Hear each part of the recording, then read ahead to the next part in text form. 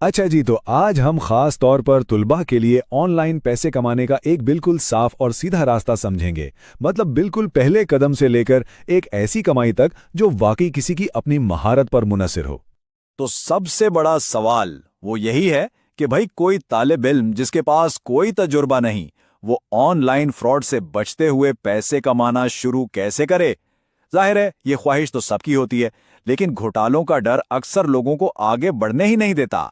देखिए, सबसे पहले तो ये समझना जरूरी है कि ऑनलाइन पैसे कमाने के बारे में जो कहानियां सुनाई जाती हैं और जो हकीकत है, उसमें जमीन आसमान का फर्क है। एक तरफ यह अफसाना है कि बस रातों रात अमीर हो जाओ, दूसरी तरफ हकीकत है जो कहती है कि छोटे जायज कामों से शुरुआत करो, वक्त के साथ अपनी सलाहियतों को बेहतर बनाओ और हाँ, मुस्तकिल मिजाजी से लगे रहो। तो इस सफर के लिए ये रहा हमारा पूरा गेम प्लान। सबसे पहले हम ऑनलाइन पैसों की इस भूल भुलैया को समझेंगे, फिर देखेंगे कि किन चीजों से बचना है।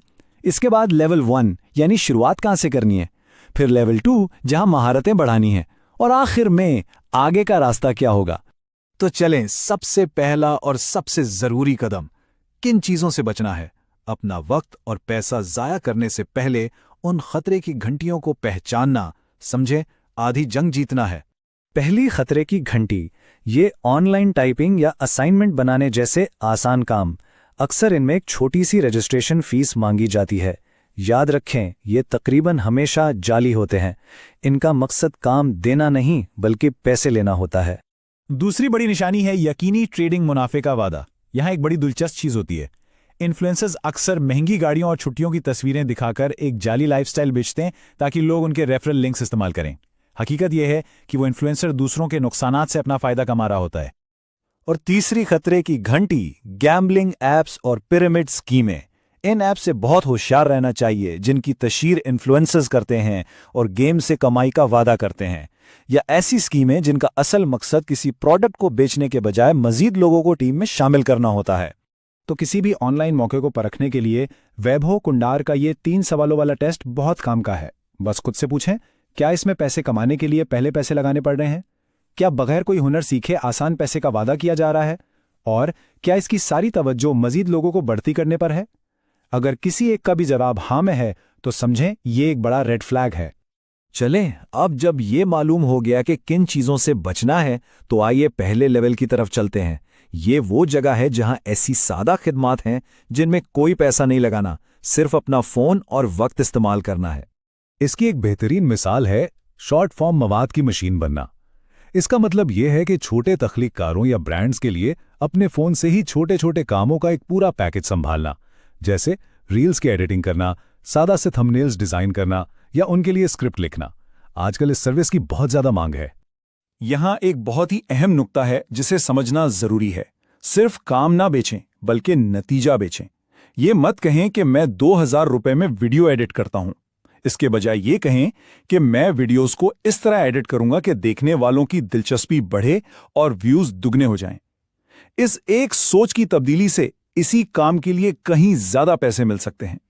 और ये बिल्कुल मुमकिन है। वेबो कड्नार की इस मिसाल को ही देख लें, जहां 11वीं जमात का एक तालिब इल्म सिर्फ 3 मकामी कोचिंग सेंटर्स के लिए इंस्टाग्राम रील्स बनाकर हर महीने 9000 रुपए कमा रहा है। लेवल 1 में एक और बहुत अच्छा रास्ता डिजिटल हेल्पर बनना है। इसमें मसरूफ प्रोफेशनल्स जैसे स्टार्टअप के बानियों या प्रोफेसर्स के लिए वो छोटे डिजिटल काम किए जाते हैं जिनके लिए उनके पास वक्त नहीं होता, जैसे प्रेजेंटेशन बनाना, ईमेल लिखना या डेटा को तरतीब देना। और इस टेबल में एक अंदाजा लगाया जा सकता है कि एक डिजिटल हेल्पर के तौर पर माहाना कितनी आमदनी हो सकती है। रिटेनर मॉडल पर काम करने का सबसे बड़ा फायदा यह है कि एक मुस्तहकम और काबिल एतमाद आमदनी आती रहती है।